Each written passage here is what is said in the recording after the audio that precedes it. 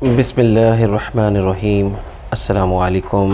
कैसे हैं आप लोग? मैं उम्मीद करता हूँ आप लोग खैरियत से होंगे, ठीक ठाक होंगे। आज हम नावल मदारी की एक न्यू एपिसोड शुरू करते हैं। वो वापस आ गई तो ये तारीख़ में इस पर हमला कर सकता है। मैंने इसे आवाज़ें देने लगा, चंदा तुम कहाँ हो, इस तरफ मत आना, यहाँ वो हैवानी मखलूक है। इसी लम्हे मुझे बाएं तरफ से आहट महसूस हुई। मैंने हाथ इस तरफ घुमाया, मगर इससे पहले कि मैं फ़ायर करता कोई सख्त चीज़ मेरे हाथ से टकराई और पिस्टल मेरे हाथ से निकल गया। मैंने अंधी लात घुमाई जो इसके जिस्म पर लगी। वार ने इस पर असर किया था, वरना वो गराता नहीं। इसने भी हाथ घुमाया और मैं दीवार से जा टकराया। दर्द की एक ताज़ा लहर ने मुझे तड़पा दिया था। मेरा सर दीवार से लगा कि चक्कर सा आ गया और दर्द दोबारा मुझ पर आ पड़ा। मैंने इसके नीचे से निकलने की कोशिश की, मगर एक तो गोली का ज़ख्म और चक्कर आना, ऊपर से इसका पनाह वज़न मेरी कोशिश नाकाम बना रहा था। इसने मेरा गला दबा दिया और उसके बाद मेरे सीने से लिपट गया। अगर एक बार मेरी गर्दन इसके हाथ में आ जाती तो इस हालत में मैं मज़ाहमत भी नहीं कर सकता था। साथ ही मैंने इसकी राह के दरमियान घुटना मारा। वो मर्द ही था, अगरचे नाम नहाद ही, क्योंकि वो प्रोफेसर की बनाई हुई ये हैवानी मखलूक अफजाई से नस्ल सलाहियत से आ रही थी। इसने गर्दन काबू में न आते देख कर दूसरा हरबा इस्तेमाल किया और मेरा सर ज़मीन से टकराने की कोशिश करने, ताकि मेरे रहे सहे हवास भी जवाब दे जाएँ, और इस कोशिश में वो कामयाबी रहा। दूसरी बार सर ज़मीन पर टकराया तो मेरी आंखों के आगे सचमुच की तारीकी आ गई। लेकिन इससे पहले कि वो मेरी गर्दन दबाता, चंदा आ गई। इसने पेशा वराना किस्म की लात इसकी गर्दन पर मारी। इस मजबूत गर्दन टूटी तो नहीं, लेकिन इसके मोहरे ज़रूर हिल गए होंगे थे। वो मुझसे लड़क गया था। जैसे ही वो मुझसे अलग हुआ, चंदा ने इसके सर में गोली उतार दी। इसके बाद इसने मुझे देखा, चेहरा थपक कर और सहला कर मुझे होश लाने की कोशिश करने लगी। मेरे हवास बेदार हो गए थे तो रोशनी मेरी आंखों को नम करने लगी थी। नरमी और गदाजी ने बताया कि मैं चंदा की आहट में था। मेरा दिल चाहा कि इस तरह लेटा रहूं, बेशक मौत आ जाए, लेकिन ख़तरा चंदा के लिए भी था, इसलिए होश में आना पड़ा। खुदा के लिए ये रोशनी हटाओ मेरे से, मैंने कहा। शुक्र है चंदा की आवाज़ आई। इसने टॉर्च दूसरी तरफ कर ली। मैं उठ बैठा। पहलू में दर्द की लहर उठी, इसे बर्दाश्त करना ही था। अब निकल चलो यहाँ से, चंदा बोली। मुझे ये बैग मिला है, इसमें बहुत सारी चीज़ें हैं। मैंने झपट कर बैग लिया। ये वही बैग था जो मुझे अकबर ख़ान ने दिया था। इसमें कई तरह के बम थे। इसके साथ एक गन भी थी, वो नहीं मिली। ये भी मैंने रास्ते में मिलने वाले एक अहमक से हासिल किया है। इसने मुझे लड़की समझकर हाथों से काबू करना चाहा था। हाँ, इससे क्या पता कि तुम क्या बला हो। मैंने बैग में से 2 ख़तरनाक किस्म के दस्ती बम निकाले। फंस जाने की सूरत में निकलने के लिए इससे बेहतर कोई हथियार नहीं होगा। चंदा ने खुफकी से कहा। अच्छा तो मैं बला हूँ, तुम बला हो, कहर हो, मैंने दर्द दबाते हुए कहा। अब इससे पहले कि हवेली गिर जाए और इसके मलबे तले हम आप अपनी हसरतों के दफन हो जाएं, यहाँ से चलो। 1 मिनट दस्ती बम मुझे दो, तुम ज़ख्मी हो, इतनी फुर्ती से नहीं फेंक सकोगे। मैंने इसकी बात मान ली। दस्ती बम इसने जैकेट की ऊपर वाली जेब में रख लिए। राइफ़ल भी चंदा के पास थी। मेरे दोनों हाथों में पिस्तौल थे। हम शायद गलत रास्ते पर चले गए थे। गैलरी के आगे जाकर बंद हो गई थी। हम वापस पलटे। चंदा बोली, कहीं इन्होंने रास्ता तो बंद नहीं कर दिया? ये वो जगह नहीं है, मेरा ख्याल है। इससे अगली वाली गैलरी पर बाहर जाने वाला रास्ता है। अब ये वाज़ह था कि रब नवाज़ इसके गिरगिट धमाकों से खौफज़दा होकर यहाँ से जा चुके और गालिबन रास्ता भी बंद कर दिया था। लेकिन मुझे इत्मीनान था, रास्ता ना भी खुला तो इसे बम से उड़ाकर खोला जा सकता है। चंदा ने बैग हासिल करके कारनामा अंजाम दिया था। फिलहाल हम इस जगह पहुँचे जहाँ से इसे मुख्तसर सुरंग के आखिर में बाहर निकलने का रास्ता था। चंदा ने टार्च दाएँ हाथ में थामी, राइफ़ल के ऊपर लगा रखी थी। इसी तरह इसके दोनों हाथ आज़ाद थे। ये रास्ता बाहर जाता है। मैंने इसे आगाह किया और इसे गहरे सांस लेकर दर्द दबाने की कोशिश करने लगा। क्या बहुत दर्द हो रहा है? चंदा के लहजे में तशवीश थी। नहीं, मैंने झूठ बोला, लेकिन चंदा हाथ से ज़ख्म टटोल चुकी थी। ये तो फिर खून बह रहा है। 1 मिनट। इसने मेरी रस्सी ऊपर की और पट्टी खोली। नीचे लगी गद्दी पूरी तरह खून में तर हो चुकी थी। इसने अपनी कमीज़ के बच्चे कच्चे टुकड़ों से दूसरी गद्दी बनाई, इसे ज़ख्म पर रख कर ऊपर से दोबारा पट्टी बांध दी। दर्द में कमी तो नहीं हुई, लेकिन इसके हाथों की लमस ने मुझे सुकून दिया। वो मेरे पास ही थी। मैंने इसे चूम लिया। शुक्रिया चंदा। ऐसी हालत में भी बात नहीं आते। वह शर्मा कर बोली। गालिबन रब नवाज़ और इसके साथी सब बारूदी ज़ख़ीरे के फटने से खौफज़दा होकर भाग गए हैं। वो इतना ख़तरनाक नहीं था। इसके फटने से हवेली का कुछ हिस्सा ज़रूर तबाह हुआ था, लेकिन सारी हवेली तबाह नहीं हुई थी। इस सूरत में तय खाने का यह हिस्सा भी महफूज ना रहता। हम सिरिंग के रास्ते गुजर कर बाहर निकलने वाले खुफिया दरवाजे तक आए। हस्बे तवक्का वो बंद था। हमने आसपास कोई ऐसी शय तलाश की जिससे यह दरवाज़ा खुलता, लेकिन वहाँ ऐसी कोई चीज़ नज़र नहीं आई थी। माँ एक शदीद धमाके ने ज़मीन हिला कर रख दी थी।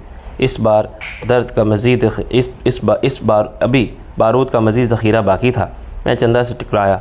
इसने मेरा बाजू पकड़ा और हम दीवार से जा टिके। सिरिंग का कोई हिस्सा गिरा था। गर्द गुबार के बादल ने टार्च की रोशनी को भी धुंधला कर दिया था।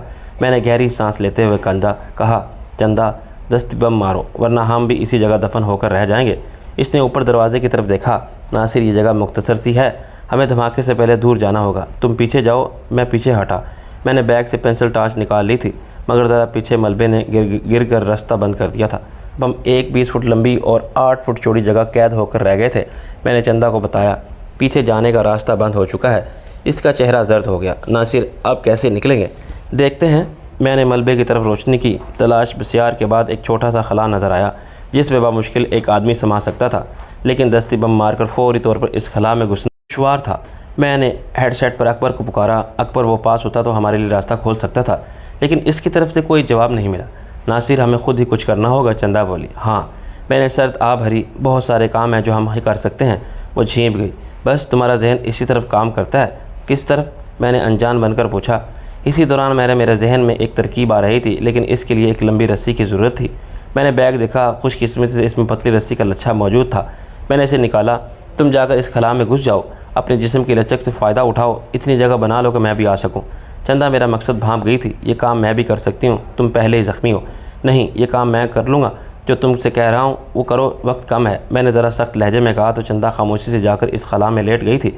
मैंने दस्ती बम दरवाजे के पास एक दीवारी रुकने में फंसाया। दरवाजे में से फंसाने की जगह नहीं थी, वरना यह ज़्यादा बेहतर रहता। इसकी पिन से रस्सी का एक सिरा बांधा, फिर इसे खींच कर इत्मीनान किया कि दस्ती बम रखने से बाहर तो नहीं आ रहा, लेकिन वो रखने में यूँ फंस गया था कि निकल ही नहीं सकता था। मैं रस्सी लेता खला तक आया। चंदा खला में यूँ सिमट कर लेट गई थी कि खला में महसूस भी नहीं हो रही थी। मैं बकिया खला में घुस गया। मैंने ख़ुद को मुमकिन हद तक खला में कर लिया। इस मौका पर चंदा ने बेपनाह सब्र से काम लिया। पथरीले मलबे और मेरे दरमियान इसका नाजुक स्याह बदन पस कर रह गया था, लेकिन इसके मुंह से आ भी नहीं निकली थी, बल्कि इसने मेरे गिर्द हाथ लपेट कर मेरा सर अपने शानों के दरमियान रख लिया था। अपने हाथों से मेरा सर छुपा लिया था। चंदा, हौसला रखना, सांस रोक लो, मैंने रस्सी खींचने से पहले कहा। इस बम से जहरीली गैस भी निकलती है। मैंने अल्लाह का नाम लेकर रस्सी खींची और ख़ुद को मुमकिन हद तक नीचे दबा लिया। इसके बावजूद धमाका हुआ तो बरसने पत्थरों के कई टुकड़े मेरी पुष्ट से टकराए थे। चंदा ने चीख मारी। जब संगरेज़ों की बरसात हुई तो मैंने सर उठाकर देखा। खला से झांकती तारों की रोशनी देखकर मेरा दिल बाग बाग हो गया था। मैंने जल्दी से उठकर चंदा को खींचकर खड़ा किया। वो अपना हाथ झटक रही थी। टार्च की रोशनी में इस पर खून नज़र आ रहा था। ये क्या हुआ? मैंने इसका हाथ पकड़ कर देखा। पश से खाल उधड़ गई थी। पता नहीं, धमाके के वक्त कोई चीज़ आकर लगी थी। इसने बेपरवाही से कहा। इसका यह हाथ ऐन मेरी गद्दी पर था। अगर हाथ ना होता तो लगने वाली चीज़ इतनी शिद्दत से मेरी गद्दी पर लगती। मैंने इसकी कमीज़ के एक बचे टुकड़े से खून साफ़ करके ऊपर से पट्टी बांध दी। इसने राफेल संभाली। पहले मैं बाहर जाऊंगी। नहीं, अगर कोई छुपा हुआ होगा तो हम आसानी से इसका निशाना बन जाएंगे। मैंने इधर उधर देखा और फिर एक गोल सा और इंसानी सर से मुशाबा पत्थर उठाकर दीवार से गिरने वाले मलबे पर बैठकर एहतियात से ये पत्थर यूँ ऊपर किया जैसे कोई सर निकाल कर बाहर झाँक रहा हो। फ़ौरन ही एक सुनसनाती गोली आकर पत्थर से लगी। मैंने पत्थर नीचे गिरा दिया, मगर इसका कोई फ़ायदा नहीं था। बाहर वाले को गोली लगने की आवाज़ से ही अंदाज़ा हो गया था कि इसका निशाना इंसानी सर नहीं बल्कि पत्थर था। गोली इस दरख्त की तरफ से आई थी जिसके अकब में मैं छुपा था। जब इस खुफिया रास्ते से नूरा निकला था, अकबर, मैंने ज़रा वाज़ेह अल्फाज में पुकारा कि कहीं अकबर ना हो, लेकिन इस तरफ से कोई जवाब नहीं आया। यह रब नवाज का कोई चेला था। इससे तो उम्मीद नहीं थी कि वो बजाते खुद यहाँ मौजूद होगा। वो किसी को मामूर कर गया था कि हम बाहर आ भी जाएँ तो हमें मार कर ही आना। गोली किसी पिस्टल से चलाई गई थी। गोया इसके पास राइफ़ल या इस किस्म का कोई और भारी हथियार नहीं था, वरना वो इसे इस्तेमाल करता। ऐन मुमकिन था कि इसे पिस्टल इस्तेमाल करने में आसानी महसूस होती हो। कम वक्त हर कदम पर कोई ना कोई रुकावट थी।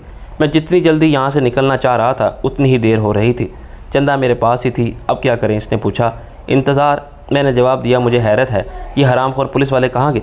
बेशक वो सो रहे थे, लेकिन ये धमाके तो किसी मर्द ने किए। मुर्दे को भी जगा सकते हैं। इसी की तरफ से भी अब कोई रद्द-ए-अमल नहीं आया। वो सबसे पहले फ़रार हुए होंगे। इस वक्त तक नहीं रुकेंगे जब तक इन्हें यकीन ना हो जाए कि वो महफूज हैं। चंदा आहिस्ता से बोली और फिर हंसी। मैंने एक बाजू इसके गिर्द हमायल कर दिया। चंदा, जब तक तुम नहीं मिली मैं हर पल तुम्हारे लिए फ़िक्रमंद रहा। मैंने इसके कान में सरगोशी की। रब नवाज ने तुम्हें कोई तकलीफ़ तो नहीं दी? नहीं, लेकिन तफसील बाद में बताऊंगी। अभी तो यहाँ से निकलने की करो। मुझे तुम्हारे ज़ख्म की फ़िक्र है। कैसे निकलेंगे? बाहर फ़रिश्ता उजल का नुमाइंदा है हमें फ़ौत करने के लिए। यही दस्ती बम फेंकते हैं। जब इसकी तौबा हटेगी तो मैं बाहर निकल कर इसे शूट कर दूँगी। जब इसकी तवज्जो हटेगी तो मैं इसे बाहर निकल कर शूट कर दूँगी। तरकीब तो अच्छी है, मैंने सोचा, लेकिन ज़रा बेहतर अंदाज में इस्तेमाल करते हैं। मेरे पास गैस के बम भी हैं। मैंने बैग से टेनिस की गेंद के साइज़ के गैस बम निकाले। ये इसे इसकी मक्की गाज से निकलने पर मजबूर कर देगा। अब तुम इस जगह का नक्शा समझ लो। मैंने इसे तफसील से खुफिया रास्ते के इर्द गिर्द के जोग्राफिया से आगाह किया। यहाँ सिवाय इस दरख्त के कोई आड़ नहीं है। जो खुफिया रास्ते से कोई 20 फुट के फासले पर है। मैं समझ गई, इसने राइफ़ल नीचे रखकर पिस्तौल थाम लिया। मैं बाहर निकलूंगी और ईंटों के ढेर के पीछे से इस पर फायर कर दूंगी। बिल्कुल दुरुस्त, तुम तो बहुत अक्लमंद हो गई हो, मैंने खुश होकर कहा। मैं हमेशा से अक्लमंद थी, इसने खुफकी से जवाब दिया। मेरे जहन में दरख्त का नक्शा वाजिया था। मैंने बम की पिन निकाली और 3 तक गिनकर इसे बाहर उछाल दिया। जैसे ही बम गिरा कुछ टूटने जैसी आवाज़ आई और इसके साथ ही भाप सी सुनाई आवाज़ आई। बम से गैस खारिज हो रही थी। किसी ने चिल्ला कर गाली दी और इसके साथ ही चंदा स्प्रिंग की तरह ऊपर की तरफ उछली। एक लम्हे को इसके दोनों पैर खला के किनारों पर टिके। अगले ही लम्हे वो उछलकर पीछे की तरफ जा चुकी थी, जहाँ मैंने ईंटों का ढेर देखा था। अभी मैं इसकी फुर्ती पर अंगश्त बंदा था कि मुसलसल फायरिंग की आवाज़ आई। मैंने राइफ़ल बाहर निकालते हुए दरख्त की तरफ नीम दायरे में ब्रस्ट मारा। अगर इस अमल में मुझ पर क़यामत से गुजर गई थी, मगर फायर के जवाब में एक मर्दाना चीख सुनकर मेरा दिल बाग बाग हो गया।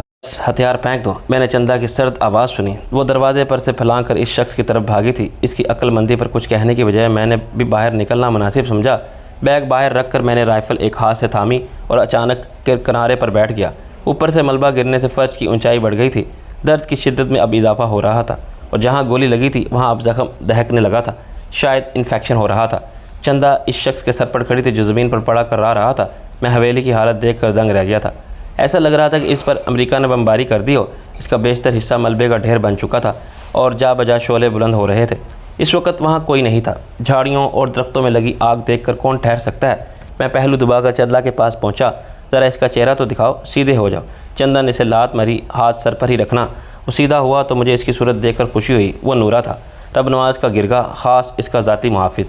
मेरी राइफ़ल के ब्रश ने इसकी दाएं टांग में कई सुराख कर दिए थे और इस वक्त वो ज़मीन पर चित पड़ा करा रहा था। मैं इसके पास बैठ गया और इसका जिस्म टटोलते हुए पूछा, वो हराम का तुख्म कहाँ है? तुम सब का मुश्तरका बाप रब नवाज, क्या वो जहन्नम रसीद होने से बच गया? इसके पास कोई हथियार नहीं था, मुझे नहीं पता। इसने ज़िद्दी लहजे में कहा, तुम इसे कुछ नहीं मालूम कर सकते। अच्छा, मैं हंसा। सिर्फ 10 मिनट रुक जाओ, फिर तुम सब उगलोगे। मैंने रस्सी से इसके हाथ पिस्त पर बांध दिए और इसे खींच कर दरख्त के अकब में ले आया। टार्च मैंने एक जगह ऐसे रखी कि रोशनी इस पर आती रहे। फिर मैंने बैग से खौफनाक चाकू निकाला। ये कमांडो चाकू था। आपने अक्सर रैम्बो फिल्मों में रैम्बो के पास देखा होगा। और इसका एक कान थामते हुए पूछा, रब नवाज कहाँ है? मुझे नहीं मालूम। इस बार इसके लहजे में तशवीश थी। ओए ये क्या है? इसकी बात चीख में बदल गई। मैंने बेदरी कान काट कर दूसरा पकड़ा। रब नवाज कहाँ है? वो मचलने लगा। बर्दाश्त की कोशिश के बावजूद इसके हलक से चीखें निकल रही थी। बताओ। मैंने शफाक अंदाज में चाकू इसके कान पर रखा। वो चला गया। इसने जवाब देने में आफियत समझी। रब नवाज के बचने का सुनकर मुझे किस कदर मायूसी हुई थी। कहाँ गया? मुझे नहीं मालूम। अभी इसका जुमला मुंह में ही था कि मैं इसका दूसरा कान काट भी चुका था। कानों के बगैर खून उगलता इसका चेहरा बहुत भयानक लग रहा था। इसके मुंह से रोने के अंदाज में चीखें निकल रही थी। नूरे, मैं जानता हूँ तुम रब नवाज के दस्ते रास्त हो। तुम्हें अच्छी तरह मालूम है वो कहाँ गया है। अब तुम्हारी एक आँख की बारी है। मैंने चाकू की नोक इसकी दाएं आँख के गोशे पर रख दी। कान कट जाने के बाद भी आदमी सुन सकता है, लेकिन आँख निकल जाए तो देख नहीं सकता। खुदा के वास्ते, वो बिलबिलाया। खुदा के वास्ते ना वो जलील आदमी। मैंने चाकू ज़रा चबोया। इस हवेली में कितने ही लोग ने तुम्हें इसके वास्ते दिए होंगे कि तुमने कभी सुने? मैं नहीं जानता रब नवाज कहाँ गया होगा। वो अपनी जान बचाकर भागा है, कहीं भी जा सकता है।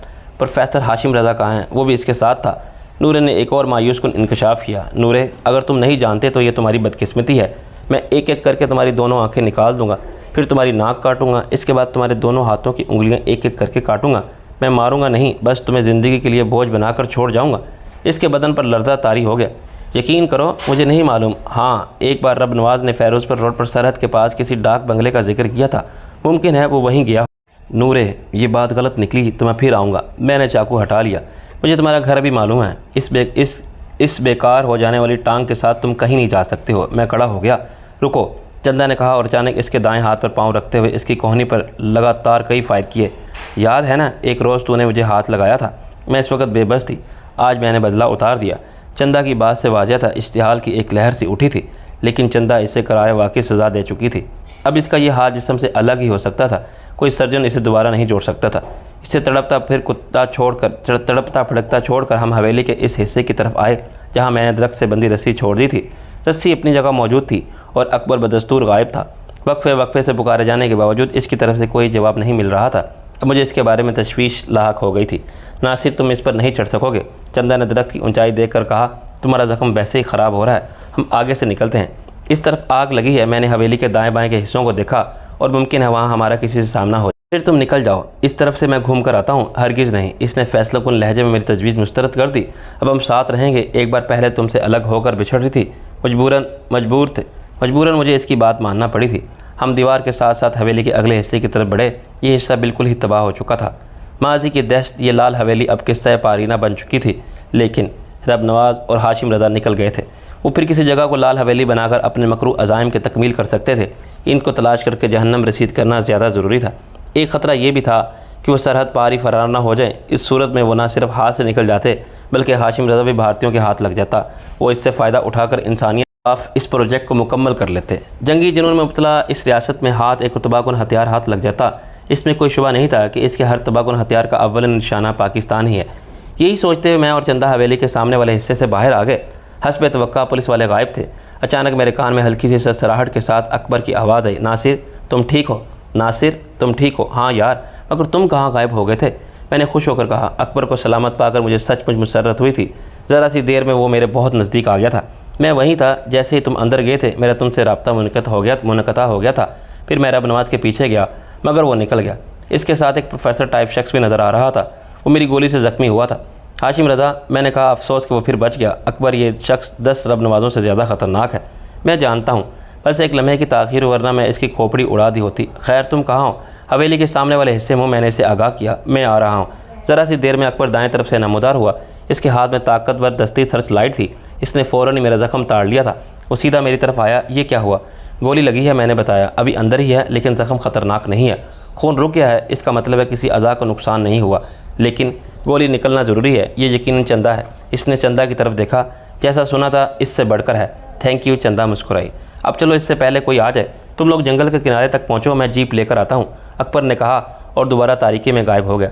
मैंने चंदा का हाथ थामा और बरगद के झुंड से गुजरने लगा। टार्च चंदा के पास थी और मेरे दूसरे हाथ में पिस्टल था। हम दूसरे किनारे पर पहुँचे, जिसके बाद वसी मैदान था। इसकी रेत तारों की रोशनी में चमक रही थी। अब हमें अकबर का इंतज़ार था। खासा खून बह जाने के बाद मुझे नकाहत महसूस हो रही थी। चंदा, तुम्हारे साथ क्या हुआ था? पता नहीं। इसने सर पर मेरे बाजू हाथ से टिका दिया। किसी ने अचानक मेरे मुंह पर कपड़ा रख दिया था। इसने तेज़ बू उठ रही थी। मैं फ़ौरन ही बेहोश हो गई थी।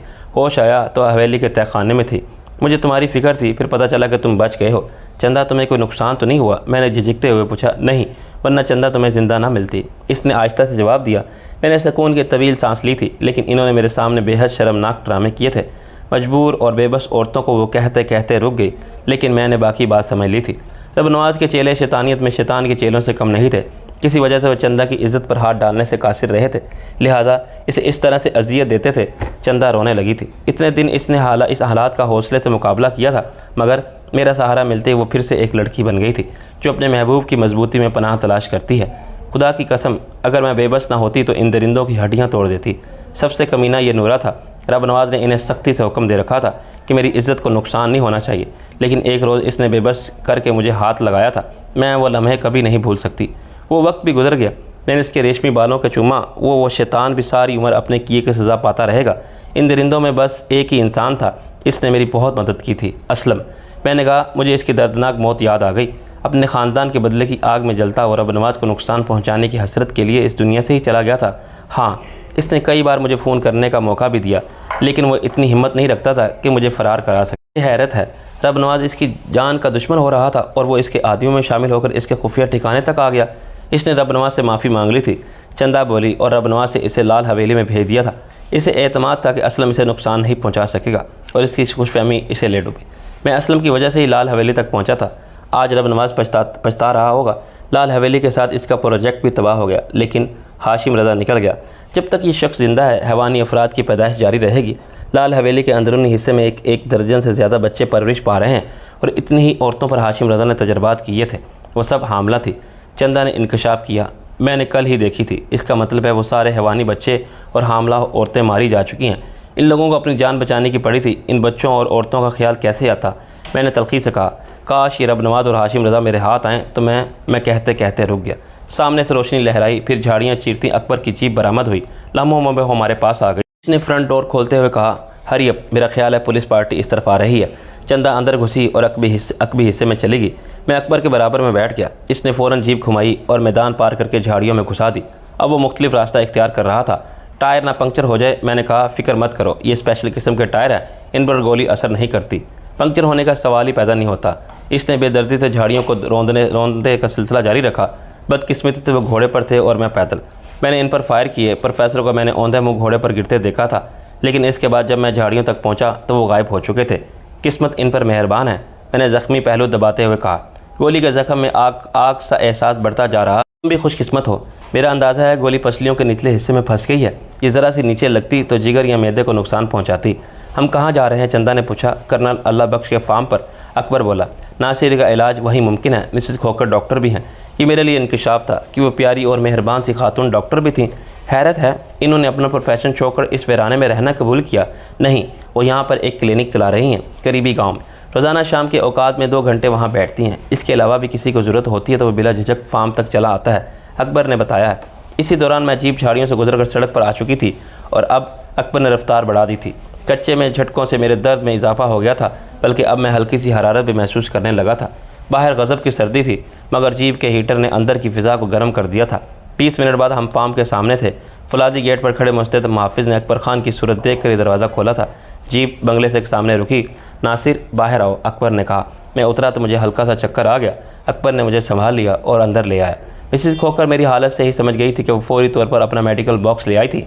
अकबर ने मुझे फर्शी नशिस्त गाह के दबेद क्लीन पर आतिशदान के सामने लिटा दिया। मिसेस खोकर ने शौहर से कहा किसी से गर्म पानी लाने को कहिए। इस दौरान मैंने चंदा ने मेरी जर्सी उतार दी थी। दूसरी पट्टी और कपड़े की गद्दी भी खून में तर हो गई थी। सबसे पहले मिसेस खोकर ने गर्म पानी में रुई भिगोकर मेरे ज़ख्म को साफ़ किया। गोली अभी अंदर ही रही थी। ऑपरेशन करना होगा? चंदा ने इनसे पूछा। इन्होंने इस बात में सर हिलाया तो चंदा बोली, मैं आपको असिस्ट कर सकती हूँ, मैंने नर्स के तौर पर काम किया है। ये तो अच्छी बात है। वो खुश हो गई। ऑपरेशन के लिए मुझे एक मददगार की ज़रूरत तो है। इन्होंने अब के जरासीम कुछ महलूल से ज़ख्म साथ किया। ज़ब्त के बावजूद मेरी कराहें निकल गई थी, जरासीम के इस्तेज़ाब की तरह लगती थी। इसके बाद वो जाकर सर्जिकल बॉक्स लाईं और इसमें से आलात जराही निकाल कर इन्हें जरासीम कश महलूल से साफ़ करके एक स्टील की ट्रे में रखने लगी। चंदा इनकी हदायत के मुताबिक चीज़ें सजा रही थी। जब इन्होंने इंजेक्शन तैयार किया तो मैं बोल उठा, मैं बेहोश नहीं हूँगा, आप ऐसे ही गोली निकालें। मैं अभी तुम्हें बेहोश नहीं कर रही। वो मुस्कुराई। ये सुन करने का इंजेक्शन है, वरना तुम हिलोगे तो ज़ख्म ख़राब भी हो सकता है। इन्होंने इंजेक्शन ज़ख्म से ज़रा ऊपर घोंप कर दिया और जिस्म में खाली कर दी। दवा जिस्म में खाली कर दी। फ़ौरन ही मुझे जिस्म के इस हिस्से में बेहसी महसूस होने लगी। दर्द गायब हो गया था। जब इन्होंने आलात जराही संभाले तो मैंने आंखें बंद कर ली। मुझे एतराफ़ है कि अपने जिस्म को चीर पार देखना मेरे बस की बात नहीं थी, लेकिन चीरने की ज़रूरत ही पेश नहीं आई। मिसेस खोकर ने चिमटी से पकड़कर अंदर फंसी गोली निकाल ली थी। आंखें खोलो यंग मैन, वो हंसी। गोली निकाल ली है। मैंने आंखें खोली। चंदा जरासीम कुछ से एक बार फिर ज़ख्म साफ़ कर रही थी। इसके बाद इसने ज़ख्म खुश करने वाला पाउडर भरकर ऊपर से पट्टी रखी और इसे सर्जिकल टेप से चिपका दिया। बस इतनी सी बात थी। You are a lucky man, Mrs Khokhar ने कहा। हाँ, वाकई मैं लकी हूँ। मैंने गौर से चंदा की तरफ देखा तो वह सुर्ख हो गई। फ़ौरन हाथ साफ़ करने के बहाने खिसक गई। मिसेस खोकर की हंसी ने इसे और भी खफीफ कर दिया। इस लिहाज से भी तुम लकी हो, लेकिन मेरा इशारा गोली की तरफ है। ये अगर ज़रा सी भी नीचे होती तो खैर अल्लाह ने बचत कर दी है। क्या कुछ खाने को और फिर ब्लैक कॉफ़ी मिल सकती है? Very hot and very strong. कोई काफ़ी नहीं, मैं सूप भेज रही हूँ, वो पियो और इसके बाद एक गिलास दूध। इन्होंने अब के मेरे बाजू में 2 इंजेक्शन लगाए। इसके बाद आराम करो, तुम्हें आराम की अशद ज़रूरत है। चंदा मुस्कुराती हुई वापस आई। मेरी जर्सी तो ख़राब हो गई थी। मिसेस खोकर ने कर्नल की एक पूरी आस्तीन की कमीज़ ला दी थी।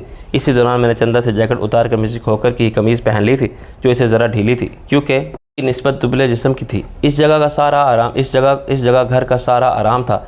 दर्द कश दवा और एंटीबायोटिक इंजेक्शन ने मेरी तकलीफ़ में खासी हद तक कमी कर दी थी। कर्नल का एक मुलाजिम बड़े से प्याले में सूप ले आया, जिससे मैं चिकन के टुकड़े और सब्जियां तैर रही थी। सूप जैसी चीज़ें मुझे ज़्यादा पसंद नहीं हैं, लेकिन भूख और सर्दी के आलम में ये मज़े दे गई थी। इसके बाद एक बड़ा गिलास दूध, जो असल में ज़रा हल्की किस्म की बलाई थी, ज़बरदस्ती मुझे पिलाया गया। अब तुम आराम करो, मिसेस खोकर ने यह जुल्म करने के बाद कहा। सुबह तक तुम्हारी हालत बहुत अच्छी हो जाएगी। मैं जाकर कंबल और तकिए भेजती हूँ, तुम तो मेरे साथ ही आ जाओ, बच्चियों के कमरे में सो जाना। मिसेस खोकर ने अगरचे खलूस से हमें हुक्म दिया था, लेकिन फ़िलवक्त मेरा जहन रब नवाज में उलझा हुआ था, इसलिए मैंने ज़रा खुश्क लहजे में कह दिया, अभी तो हम ज़रा बात करेंगे और जब नींद आएगी तो सो जाएंगे। अच्छा, वो बोली, किसी चीज़ की ज़रूरत हो तो मुलाजिम से कह देना, वो चलेगी।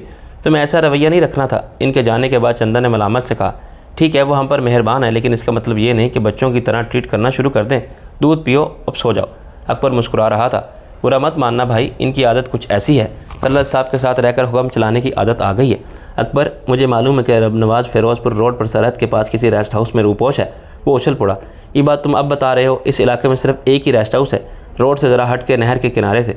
ये तो मुझे नहीं मालूम, नूरे ने मुझे बस इतना ही बताया था। अकबर ने नूरे के बारे में पूछा तो मैंने तफसील से तहखाने में होने वाली मार्का आरई की दास्तान सुना दी। इसका मुँह हैरत से खुला रह गया। मेरे खुदा, लग रहा था तुम किसी बॉन्ड फिल्म की कहानी सुना रहे हो। हाँ, इनके साथ तो हर मार्का बॉन्ड फिल्म बन जाता है। मैंने चंदा की तरफ देखा। पटरी से उतरने की ज़रूरत नहीं, वो झींप गई थी। बस अल्लाह ने करम किया जो सही सलामत बाहर निकल आए। तहखाने में बारूद का बहुत बड़ा ज़ख़ीरा भी था जो धमाके से फट गया था, मगर खुशकिस्मती से तहखाने का वो हिस्सा तबाह होने से महफूज रहा था जहाँ हम थे। इस खातून ने मेरी जान भी बचाई थी। ये जो हाथ की पुष्ट पर पट्टी देख रहे हो, ये ज़ख्म अगर मेरे सर पर आता तो मैं अनजहानी हो चुका होता, लेकिन खुशकिस्मती से ये हाथ मेरे सर पर था। हाथ सर पर क्यों था? अकबर ने गौर फरमाया तो चंदा ने बाइकाट का ऐलान कर दिया। मैं जा रही हूँ, इसने खड़े होते हुए कहा। पहले मिसेस खोकर की बात मान लेती। काफ़ी भिजवा देना, मैंने पीछे से आवाज़ दी और इसके जाने के बाद बोला, चलो ये भी टली। तुम्हारे जहन में कोई ख़ास बात है? अकबर ने हंसकर कहा, इसी वजह से इसे यहाँ से भगाया है। मैं समझ गया था, इसीलिए मजाक कर गया। अकबर, याद रखना, हम सब एक ख़ानदान की तरह हैं। ये ज़ाहिर हमारे दरमियान कोई रिश्ता नहीं है, लेकिन हमारा ताल्लुक़ रिश्तों से बढ़कर है। हम मजाक करते हैं और बुरा नहीं मनाते। अब तुम भी मेरे साथी हो, इसलिए आइंदा इस किस्म की बातों की वजाहत की ज़रूरत नहीं है। इस एतमाद का शुक्रिया। वो बोला, अकबर, मैं चाहता हूँ कि रब नवाज़ को मोहलत ना दी जाए। हम आज रात बल्कि अभी इसी रेस्ट हाउस की तरफ जाएंगे। मेरी बात सुनकर वो परेशान नज़र आने लगा। लेकिन तुम्हारी हालत, अभी तुम्हारा ऑपरेशन हुआ है, गोली निकली है, तुम्हारे लिए हरकत करना ठीक नहीं है और रब नवाज़ से निमटना तो अभी ख़तरनाक होगा। मुझे अपनी इतनी परवाह नहीं है, ज़ख्म भी मामूली है, बस ज़रा तकलीफ़ होगी और मैं रब नवाज़ के गंदे वजूद से इस दुनिया को पाक करने के लिए मरने को भी तैयार हूँ, मगर कर्नल साहब इजाज़त नहीं देंगे। और फिर चंदा, हमें कर्नल साहब की इजाज़त की ज़रूरत नहीं, और रही चंदा तो इसे पता भी नहीं चलेगा कि हम खामोशी से निकल जाएंगे। रेस्ट हाउस यहाँ से कितनी दूर है? कोई 30-35 किलोमीटर होगा, लेकिन हमें खासा घूम कर जाना पड़ेगा, इसलिए फासला ज़्यादा भी हो सकता है। लेकिन मैं इसका मशवरा नहीं दूंगा। मैंने साइका से कहकर एक टीम मंगवा ली है, बेहतर है हम इनकी आमद का इंतज़ार करें। मैंने नफ़ी में सर हिलाया। मैं एक लम्हे की ताख़ीर नहीं कर सकता। अगर इस लम्हे की ताख़ीर से रब नवाज़ या प्रोफेसर हाथ से निकल गए तो मुझे मरकर भी इसका अफसोस रहेगा। अकबर, हमारे पास गंवाने के लिए वक्त बिल्कुल नहीं है। इसने समझ लिया कि मैं नहीं मानूंगा। जैसे तुम्हारी मर्ज़ी, मैं हर सूरत में तुम्हारे साथ हूँ। शुक्र है तुमने मुखालफत नहीं की। मेरा अंदाज़ा है कि हमें वहाँ ज़्यादा मज़ाहमत का सामना नहीं करना पड़ेगा, क्योंकि रब नवाज़ ने भीड़ भाड़ से गुरेज़ किया है। इसने बाकी साथी इधर उधर फ़रार किए होंगे। मेरे सामने हवेली से चंद ही अफराद निकले थे, अलावा पुलिस वालों के जो पहले धमाके के साथ ही सर पर पाँव रख कर भाग गए थे। मेरा ख्याल है ज़्यादातर अंदर ही मारे गए। 10-12 तो तुम लोगों ने ही मार दिए। कितने ही धमाकों और इसके बाद आग की नज़र हो गए होंगे। काश इनमें वो नाम नेहाद वो भी होता, बनिए की औलाद। मैंने कहा, इस नाम में मुलाजिम काफ़ी ले आया था। कॉफ़ी पीने के दौरान मैंने रेस्ट हाउस पर हमले की तफसील तय की। अकबर ने मुझे हथियारों के बारे में बताया। हमारे पास अब एक ऑटोमेटिक राइफ़ल और एक यूजी सब मशीन गन थी। इसके अलावा कुछ दस्ती बम, कुछ गैस के बम और एक पोर्टेबल रॉकेट लॉन्चर है। काफ़ी हैं ये हथियार। मैंने कहा, मुझे तो इस पिस्तौल का अफसोस है, जहरीली सुई वाले बहुत कम काम की चीज़ थी। ऐसा ही एक और भी है। अकबर मुस्कुराया। काफ़ी पीकर मेरी रही सही कसलमंदी भी दूर हो गई थी। इस पेन किलर इंजेक्शन का असर था, इसलिए दर्द भी महसूस नहीं हो रहा था। मिसेस होकर ने मुझे गोलियां दी थी कि अगर मुझे दर्द महसूस हो तो ये गोलियां ले लो, जो मैं जेब में रख ली। अब मुझे फ़िक्र थी कि बाहर सर्दी के लिए मैं कमीज़ के ऊपर क्या लूँगा। अकबर ने कहा, मैं इसका बंदोबस्त करता हूँ। वो गया और ज़रा सी देर में सिया लेदर की जैकेट ले आया। कर्नल की है, कल माजरत कर लेंगे, इसने मुस्कुराते हुए कहा। हम खामोशी से बाहर निकले। अकबर ने जीप में पेट्रोल की पोजीशन देखी और गैराज में रखे कैन से टंकी फुल कर ली। खामोश पेट्रोल इंजन की वजह से हम बंगले के किसी को जगाए बगैर बाहर आ गए थे। फार्म के गार्ड ने हमें नहीं रोका। वो जानता था कि हम कर्नल साहब के ख़ास मेहमान थे। ज़रा दूर जाकर अकबर ने जीप रोकी, ज़रा चीज़ें निकाल लें। वो नीचे उतरा और अकबी दरवाज़ा खोला। अरे, इसके मुंह से निकला तुम। मैंने मुड़कर देखा, ये चंदा थी जो कंबल तले दबकी हुई थी। तुम क्यों आई हो? मेरे अंदाज में बरहमी थी। बस आई हूँ। तुम किस लिए निकले हो आधी रात को? वो नीचे उतरी तो मैं भी बाहर आ गया। मैंने इसका बाजू पकड़ा। चंदा, तुम वापस जाओ, इस मिशन में तुम्हारी ज़रूरत नहीं है। मैं और अकबर वापस आ जाएंगे, तुम्हें शायद मेरी ज़रूरत ना हो। इसने बाजू एक झटके से छुड़ा लिया। लेकिन मुझे तुम्हारी ज़रूरत है, मैं तुम्हें नहीं छोड़ सकती। चंदा, प्लीज़ समझने की बात है, समझने की कोशिश करें। मुझे कुछ नहीं समझना, कुछ नहीं सुनना। मैं भी तुम्हारे साथ चलूँगी और तुम जानते हो मैं अपनी हिफाजत करना जानती हूँ। मेरा ख्याल है कि मिस चंदा दुरुस्त कह रही है। अकबर मेरे पास आया। 2 से 3 अच्छे होते हैं, हम इन्हें बैकअप में रख सकते हैं। कहीं फंस जाए तो ये बाहर से हमारी मदद कर सकती हैं। अब जमहूरियत के तहत तुम दोनों की राय एक हो गई है तो मुझे तस्लीम करना ही पड़ेगा। सियासतदानों वाली बातें नहीं गई। चंदा हंसी। ये है मशीन गन और ये है सुई वाला पिस्तौल।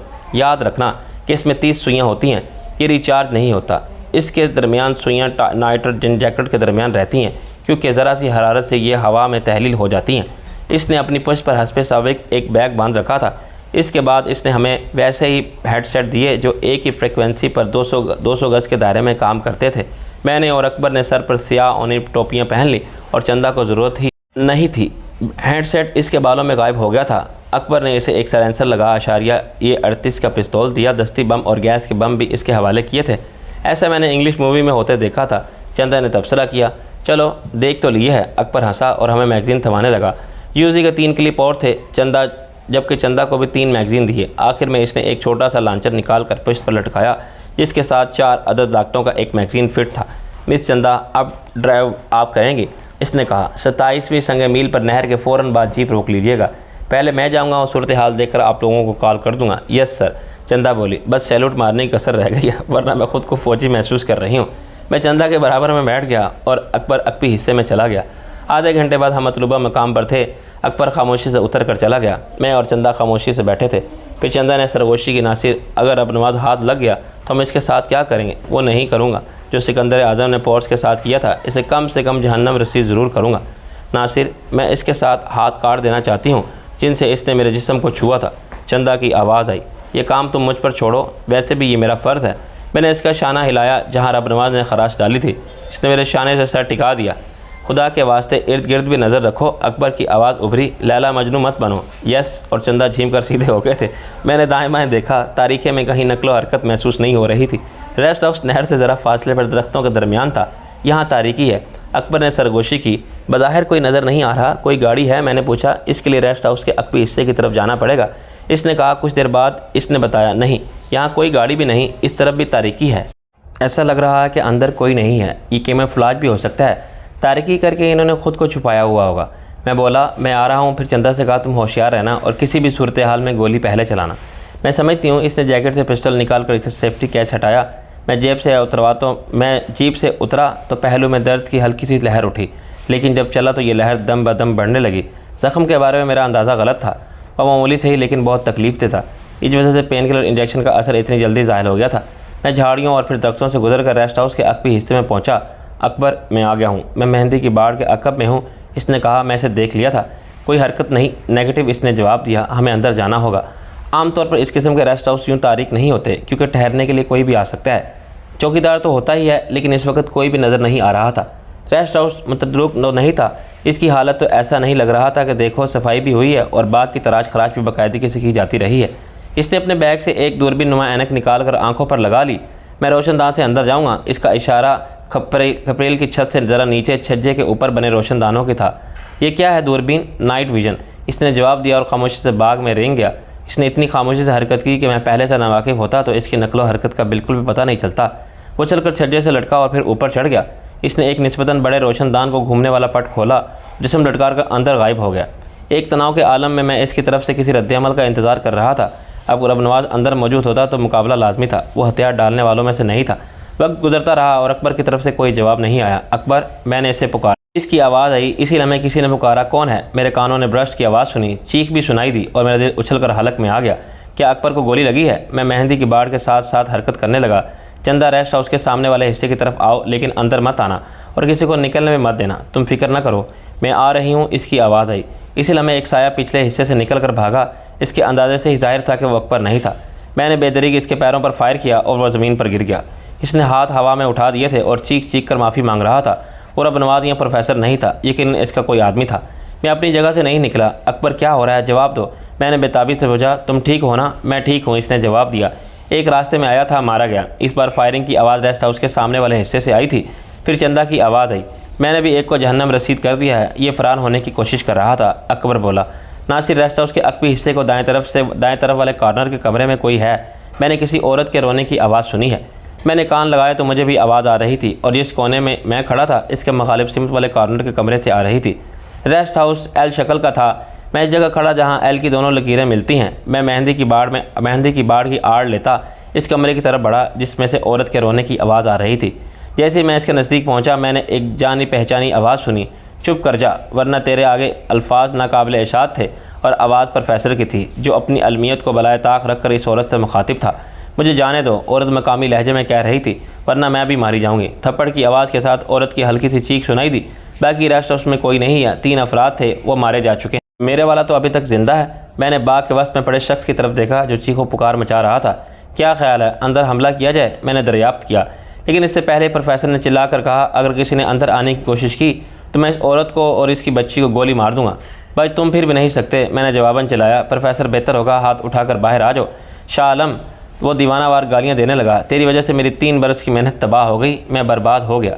अभी कहाँ, अभी तो तुम जिंदा हो। अभी मैं तुम्हें कुत्ते की मौत ज़रूर मारूंगा, खबरदार कोई अंदर ना आए, वरना मैं इन दोनों को मार दूंगा। प्रोफेसर की आवाज़ में दीवानगी थी। ये सचमुच इन माँ बेटी को मार देगा, अकबर ने सरगोशी की। मैं इसे बातों में लगाता हूँ, तुम किसी तरीके से कमरे में जाने या इसे काबू में करने की कोशिश करो। इसके लिए कमरे में जाने की ज़रूरत नहीं है। रोशनदान से गैस का बम अंदर फेंक दूंगा और यह खुद मुर्दा कुत्ते की तरह हाथ आ जाएगा। लेकिन इसे ज़रा सा मौका मिल गया तो ये भी अपनी धमकी पर अमल कर गुजरेगा। अब तुम बताओ कि क्या इसे मारना है या इसे काबू करने के लिए इन माँ बेटी की कुर्बानी दी जा सकती है? अकबर के सवाल ने मुझे सोचने पर मजबूर कर दिया। दोनों माँ बेटी इंसान थी और इनके जान भी अहम थी। महज प्रोफेसर को कैफरे किरदार तक पहुँचाने के लिए इनकी जान नहीं ली जा सकती थी। दूसरी तरफ यह भी हकीकत थी, अगर प्रोफेसर निकल जाता तो न जाने कितने लोग इनके तजुर्बों के भीड़ चढ़ जाते। वो इंसानियत कश तजर्बात का मुजरिम था। ओके प्रोफेसर, कोई अंदर नहीं आएगा, लेकिन सवाल यह है कि तुम कब तक यूँ अंदर महसूर रहोगे? कब तक? बस कोई अंदर ना आए। मैंने इन माँ बेटी को बांध दिया है, एक ही गोली से इनका काम तमाम कर दूंगा। प्रोफेसर ने धमकी दी। क्या सबूत है तुम्हारे पास कि अंदर 2 औरतें हैं? मैंने पूछा। प्रोफेसर ने एक नाकाबिले बयान लकब के साथ औरत से कहा, मैं हूँ जी इरम। औरत ने बेबसी से कहा, मेरी बेटी भी है, मैं चौकीदार की बीवी हूँ। सुन लिया तुमने शाह आलम? प्रोफेसर चिल्लाया। हाँ, और तुम्हारा बाप कहाँ है रबनवास? मुझे नहीं मालूम, वो मुझे यहाँ छोड़कर शाम से गायब है। खौफ से प्रोफेसर की जहनी हालत ख़राब हो रही थी। इसके लहजे में दीवानगी की झलक नज़र आ रही थी। इसने किसी को थप्पड़ मारा। चुप कर, रोए जा रही है, मेरी बच्ची को ना मारो, औरत ने इल्तिजा की। जवाब में प्रोफेसर ने इसे भी मारा। इसकी ज़ुबान से मुसलसल गालियाँ निकल रही थी। इसके अंदर का हैवान बाहर आया हुआ था। कहीं ये इन्हें मार ही ना दे। अकबर बोला, इसकी जहनी हालत ख़राब हो रही है। मेरा नहीं ख्याल कि वो ऐसा करेगा। कितना ही पागल हो रहा हो, इसे एहसास है कि ये माँ बेटी इसकी ज़िंदगी की ज़मानत है। मैं कोशिश करूं? चंदा बोली। तुम क्या करोगी? मैंने पूछा। मैं इसे सामने की तरफ से बातों में लगाऊंगी, तुम लोग अकबी हिस्से से कार्रवाई करो। ऐसा ना हो कि रबनवाज वापस आ जाए। चंदा की बात काबिल गौर थी। प्रोफेसर किसी वजह से अंदर रहने पर मिसर था, वरना वो इन औरतों को ढाल बनाकर फ़रार होने की कोशिश भी कर सकता था। शायद रबनवाज या इसके साथी आने वाले थे। इनकी आमद से पहले इसे काबू करना ज़रूरी था। मसला औरत और इस बच्ची का था। ये कमरा अंदर की तरफ से सिर्फ एक दरवाज़ा रखता था। इसका दरवाज़ा बंद था। बाहर 2 खिड़कियाँ खुलती थी, ये भी बंद थीं। इनके पट अंदर से बंद थे। छज्जे के ऊपर रोशनदान था, लेकिन इससे अंदर जाना मुमकिन नहीं था। इसी इस्लाम में चंदा मेरे पास आ गई। तुम सामने रहो, कोई इस तरफ ना आ जाए। मैंने कहा, नासिर, हमें यहाँ रुकने की बजाय हाशिम रज़ा को काबू करके निकल जाना चाहिए। रुकने में ख़तरा है। मैं कोशिश करती हूँ। इसने छज्जे के ऊपर रोशनदान की तरफ देखते हुए कहा। सर्दी के बाद रोशनदान बंद था। मैं इस पर मोर्चा लगाती हूँ, जैसे वो मेरे सामने आएगा मैं शूट कर दूंगी। रोशनदान बंद है।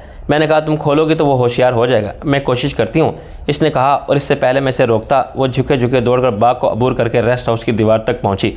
इसने उछलकर छज्जा पकड़ा और ऊपर चढ़ गई। इसकी फुर्ती काबिल दीद थी। इसके बाद 2 छज्जे पर चलती हुई इस रोशनदान तक गई, जिसके नीचे प्रोफेसर 2 मजबूर जगरमालों के साथ मौजूद था। प्रोफेसर की तवज्जो हटाने के लिए मैंने इसे कहा, प्रोफेसर, तुम इंसानियत के मुजरिम हो, तुम बच नहीं सकोगे। इंसानियत? इसने हज़ियानी सा कहका मारा। इस नाम की कोई शायद दुनिया में बाकी रही है? मैंने कचरे से चुनकर खाया है। रात को दौलतमंदों के दरवाज़ों पर लगी रोशनी में पड़ा है। हर काम क्या है? भीख मांगनी है। भीख मांगी है, तब कहीं जाकर अपनी तालीम मुकम्मल कर सका। और जब मैं PhD करके आया तो मुझे बताया गया मेरे लिए कोई नौकरी नहीं है। सुना तुमने? इस मुल्क में PhD के लिए कोई नौकरी नहीं है। फिर मैंने वही किया जो मुझे करना चाहिए था।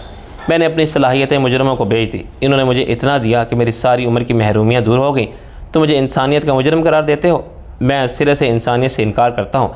इस दुनिया में सिर्फ 2 ताकतें हैं, एक दौलत और एक हथियार। ये जिसके पास हों सब इसकी मानते हैं। मैंने इसे अफसोस से कहा, प्रोफेसर, तुम्हारे जैसे तालीम याफ्ता शख्स के मुंह से ऐसी बातें सुनकर अफसोस होता है। अगर ज़माने में तुम्हारे साथ बुरा किया तो इसमें आम इंसानों का क्या कसूर है जो तुम इन नवाब तजर्बात की भीं चढ़ाते रहे हो? आलम, मेरे सामने किताबी बातें मत करो, वो चिल्लाया। मेरे नज़दीक इनकी कोई हैसियत नहीं है। रोशनदान सख्ती से बंद था। चंदा की आवाज़ आई। मैंने इसे खोलने की कोशिश की तो प्रोफेसर होशियार हो जाएगा। ऐसा करो, कोई बहाना करके एक ब्रश चलाओ। ठीक है, लेकिन जैसे ही रोशनदान खुलेगा प्रोफेसर को मौका दिए बगैर शूट कर देना। मैं 3 तक गिनूंगी, जैसे 3 कहूँ तुम फायर करना। मैं तैयार हूँ, मैंने कहा। जैसे ही चंदा ने 1 कहा, मैं चिल्लाया, कौन है इधर? सामने आओ, मैं गोली मार दूंगा। और चंदा के 3 कहते ही मैंने ब्रश चलाया। रात के सन्नाटे में सब मशीन गन की आवाज़ ज़्यादा ही भयानक अंदाज में गूंजी थी। इस दौरान चंदा ने रोशनदान खोल दिया था। प्रोफेसर भी चिल्ला रहा था, फायर क्यों कर रहे हो, कोई चालाकी? इसकी आवाज़ यकलख्त गायब होगी। मैंने इसे मार दिया, चंदा बोली। ये सुनते ही अकबर ने दरवाजे के कुंडी वाले हिस्से पर फायर करके इसे तोड़ दिया और अंदर घुस गया, जहाँ माँ बेटी आपस में लिपटी चिल्ला रही थी। अकबर ने कहा, मरा नहीं, अभी ज़िंदा है, जल्दी आओ। चंदा, तुम बाहर का ख्याल रखो, मैंने कहा और तेज़ी से घूमकर रेस्ट हाउस के अगले हिस्से से अंदर दाखिल हुआ। रोने की आवाज़ ने मेरी रहनुमाई की थी। अंदर राहदारी मिली, मिट्टी के तेल का लैंप जल रहा था। मैं अंदर दाखिल हुआ। प्रोफेसर बिस्तर के पास फर्श पर चित पड़ा था। वो होश में था और उखड़ी उखड़ी सांसें ले रहा था। एक कोने में वो औरत, इसकी बेटी सह में बैठे थे, जिन्हें प्रोफेसर ने यरगमाल बना रखा था। केरोसिन लैंप की हल्की सी रोशनी में इनकी हालत साफ नज़र आ रही थी। वो 30-32 बरस की सेहतमंद और कबूल सूरत औरत थी, जिसके जिस्म पर पूरा लिबास भी नहीं था। साफ जाहिर था इसे प्रोफेसर की हवस का निशाना बनना पड़ा था। इससे भी ज़्यादा अफसोस की बात थी कि इसकी 13-14 साल की बेटी भी इसकी हवस से महफूज नहीं रही थी। इसका फटा लिबास, खराश खराश चेहरा और दहशत ज़दा आँखें बता रही थी कि इस पर क्या गुजरी थी। मैंने इश्तियाल के आलम में प्रोफेसर को मारना चाहा, लेकिन अकबर ने रोक लिया। इससे रब नवाज का पूछो, वो कहाँ है? हाशिम रज़ा। मैं इस पर झुक गया। तुम मर रहे हो, जाते जाते अपने गुनाहों का बोझ कम करते जाओ।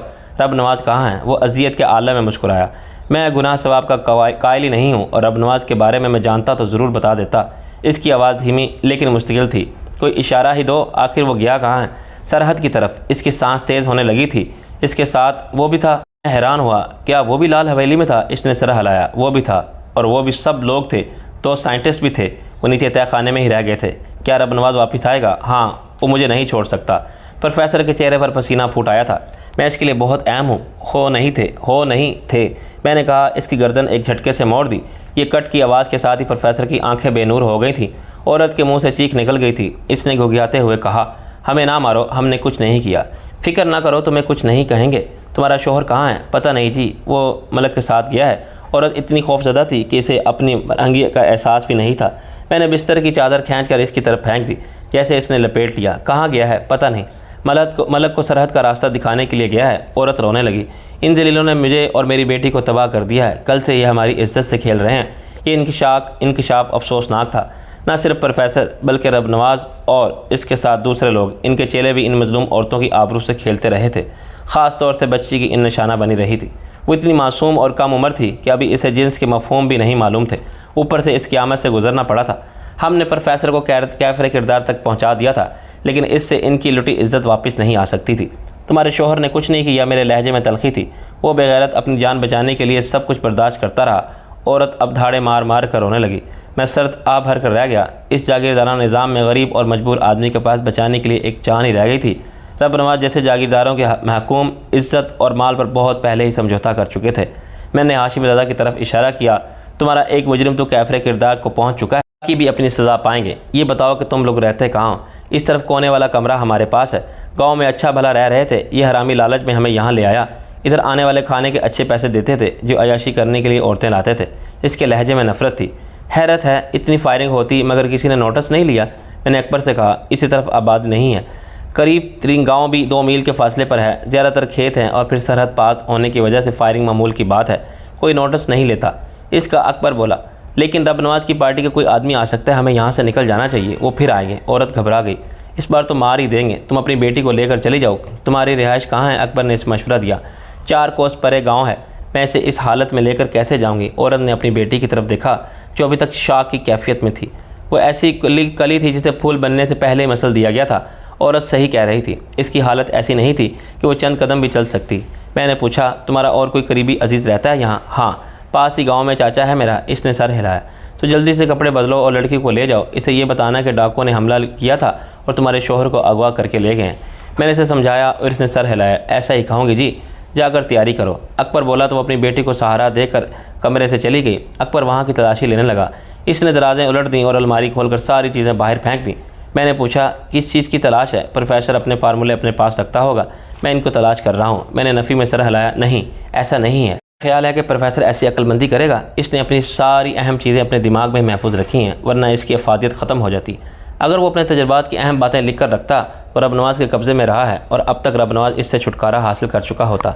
लेकिन प्रोफेसर अहमक नहीं था। इसने रब नवाज को इन फार्मूलों की हवा भी नहीं लगने दी होगी। प्रोफेसर के पास एक छोटा कैलिबर का पिस्तौल था, लेकिन चंदा ने इसे इस्तेमाल करने का मौका नहीं दिया था। इसकी गोली ने प्रोफेसर की रीढ़ की हड्डी तोड़कर इसके जिस्म को मफलूज कर दिया था। अकबर कायल नज़र आने लगा, लेकिन इसने प्रोफेसर की भी तलाशी ली। इसके कपड़ों से एक खासा वजनी पर्स बरामद हुआ। इसमें रकम के अलावा कई इंटरनेशनल क्रेडिट कार्ड थे। इनमें एक मारूफ बैंक का गोल्ड कार्ड भी था जो सिर्फ करोड़पति अफराद को जारी किया जाता है। काम की कोई चीज़ इससे भी नहीं मिली थी। मैं दुआ कर रहा था कि प्रोफेसर ने अपना काम सिर्फ खुद तक महदूद रखा हो, वरना ये सिलसिला जारी रहता। कोई और साइंसदान प्रोफेसर के तजर्बात की रोशनी में हैवानी मखलूक की तैयारी शुरू कर सकता था। चंदा, सब ठीक है? मैंने पूछा। हाँ, सिवाय मेरे सब ही ठीक है। सर्दी से मेरी कुल्फ़ी जम रही है, इसने कांपती आवाज़ में कहा, और ख़ुद और अपनी लड़की को तैयार करके ले आई थी। अकबर ने कहा कि वो इन्हें जीप पर इनके चचा के गांव के बाहर तक छोड़ आएगा। वो इन्हें लेकर चला गया। मैंने रेस्ट हाउस के दरवाजे बंद किए, अंदर पड़ी दोनों लाशें बिस्तरों के नीचे कर दी। रेस्ट हाउस के सामने जो आदमी चंदा के हाथों मारा गया था, इसे मैंने गुलाब की झाड़ियों में कर दिया था, और अकबी बाग में जो बदनसीब मेरी फायरिंग से जद में आया था, वो अभी अपनी जान से हाथ धो बैठा था। मारा तो मैंने पैरों पर था, लेकिन इसने अक्लमंदी की और ज़मीन पर गिर गया। नतीजे में एक गोली इसके दाएं पहलू में पेवस्त हो गई थी।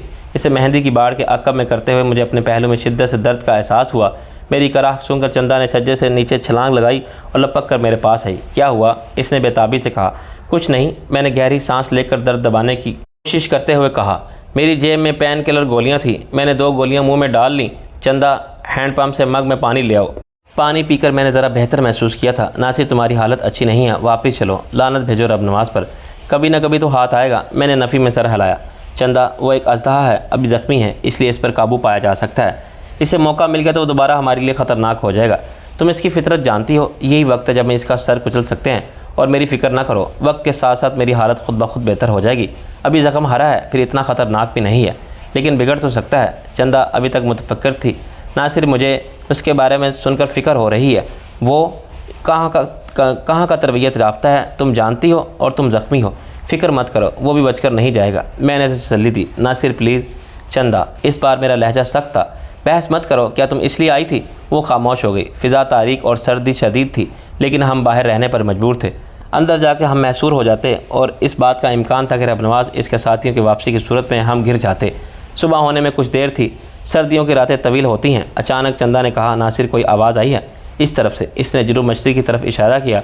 ये इलाका सरहदी था, इसलिए मुझे सही तौर पर नहीं मालूम था कि पाकिस्तान इंडिया की सरहद हकीकत में किस तरफ है, मगर अंदाज़ा इसी तरफ था जिस तरफ से चंदा को आवाज़ आई थी। मैंने इस समत मेहंदी की बाढ़ की आड़ में हो गया। इसके पार दूर तक खुला मैदान था, जिसके पार गंदम की फसल खड़ी थी। अब मैं भी सुन रहा था। ये भरी भरी ज़मीन पर घोड़े के दौड़ने की आवाज़ थी।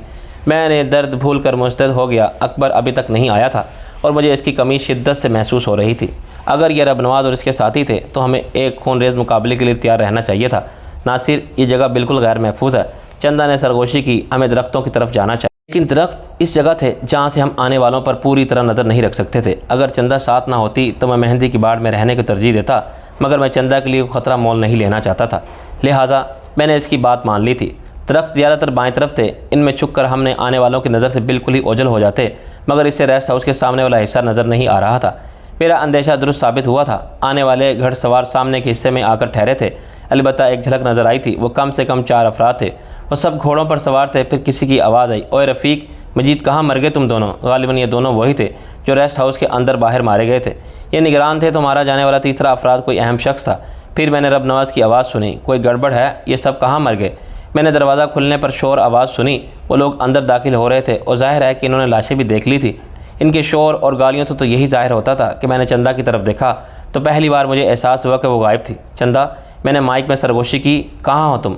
मैं अभी आती हूँ, इसने कहा। इनके घोड़ों नकारा बनाने जा रही हूँ, वापस आओ, मैंने इस्तरारी आवाज़ में कहा।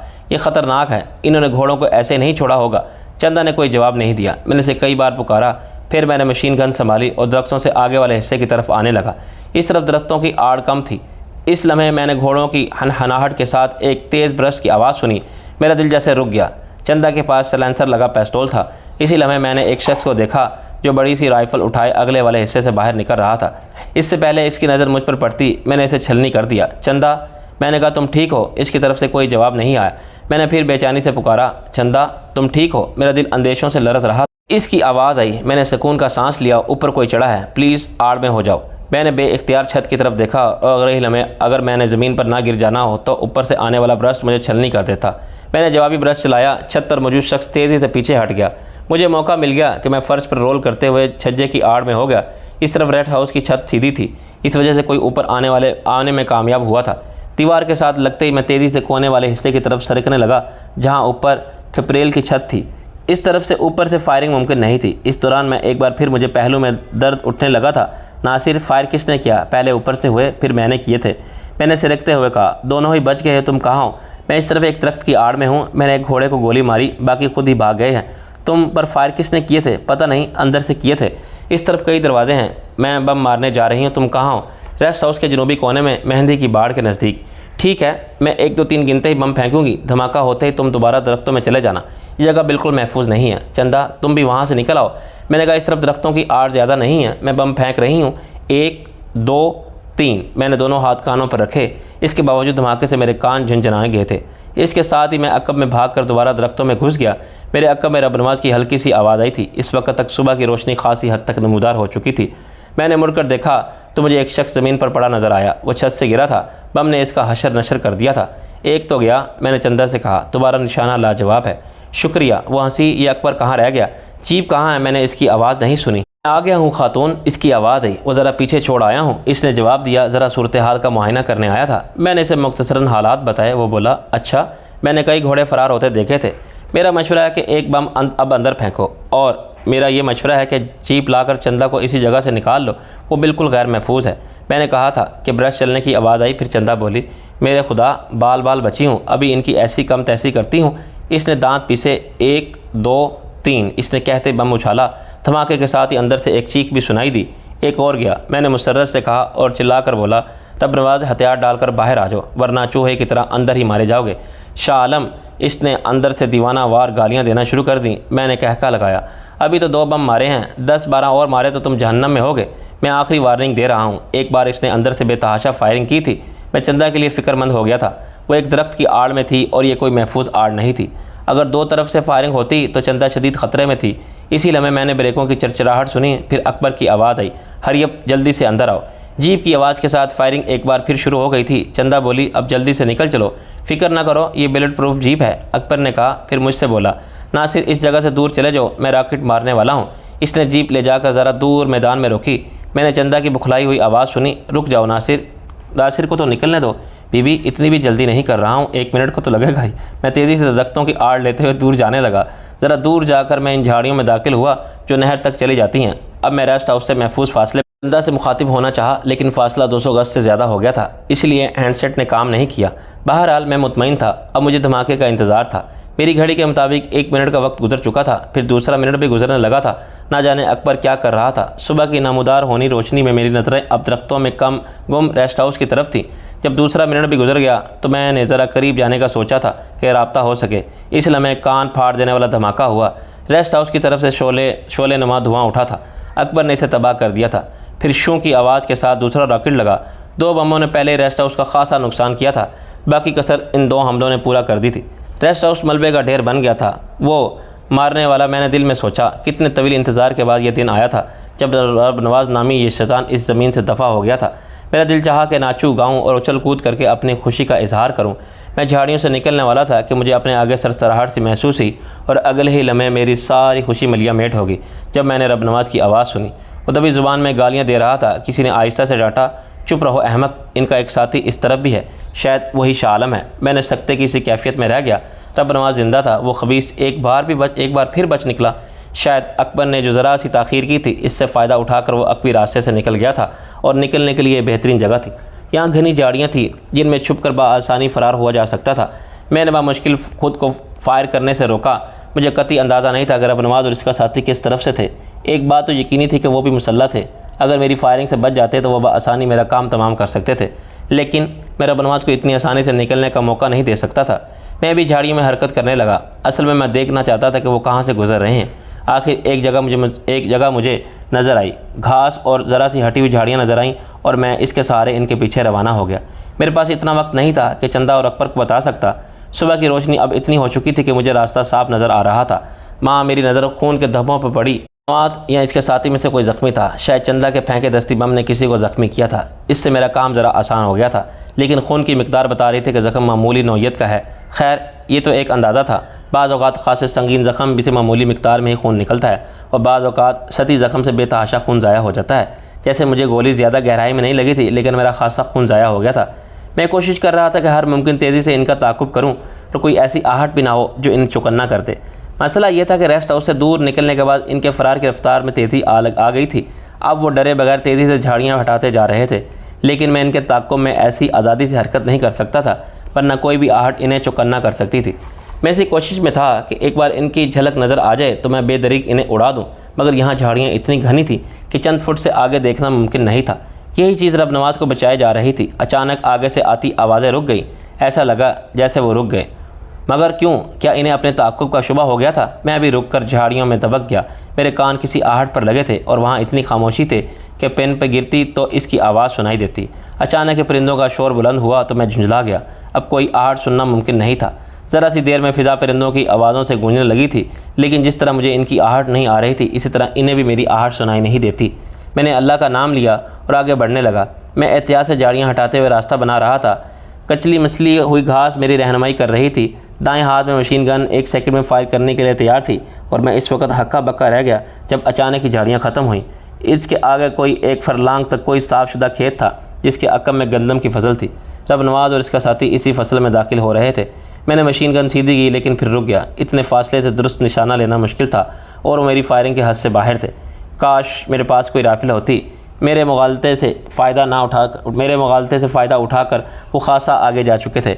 जैसे ही वो फसल में दाखिल हुए, मैं भी झाड़ियों से निकलकर इनके पीछे उनके पौधे बमुश्किल 3 फुट बुलंद हुए थे और अगर वो पलट कर देख लेते तो मैं इन्हें बआसानी नज़र आ जाता। मगर इतना दूर निकल आने के बाद वो मुतमईन थे कि दुश्मन अब ताक़ुब में नहीं है, इसीलिए वो पलट कर भी नहीं देख रहे थे। हर मुमकिन तेज़ी में गंदम के पौधों तक जा पहुंचा। अब मैं ज़मीन पर बैठकर इनकी नज़रों से महफूज रह सकता था, लेकिन इस तेज़ रफ्तारी दर्द की अफरियत को फिर जगा दिया था। मैंने गहरी सांसें लेकर दर्द के सांप को वापस इसके बल में धकेलने की कोशिश की। अगला मरहला ज़्यादा दुश्वार साबित हुआ था। मुझे सर उठाए बगैर इनके ताक़ुब करना था। अगरचे फसल की वजह से इनकी रफ्तार कम थी, इसके बावजूद वो खासा आगे निकल चुके थे। मैं चारों हाथों पैरों से इनके बनाए रास्ते पर सफ़र कर रहा था, लेकिन ये नहायत मुश्किल पोस्ट था। मशीन गन जो मैंने सामने की हुई थी बार बार मेरी पैरों से और हाथों से टकरा रही थी।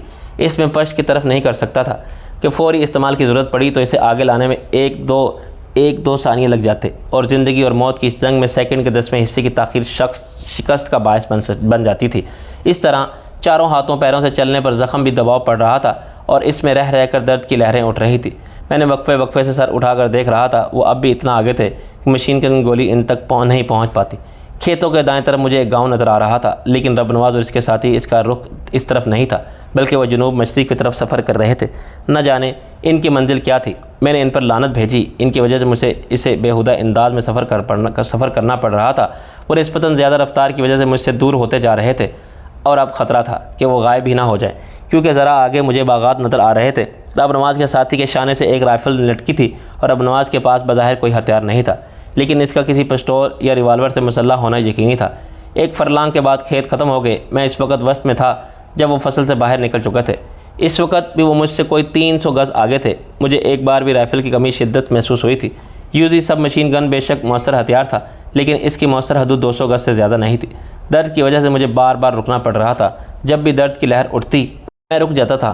खुदा खुदा करके मैं फसल से निकला। इस वक्त वो दोनों एक बाग के किनारे नाले के साथ साथ सफ़र कर रहे थे।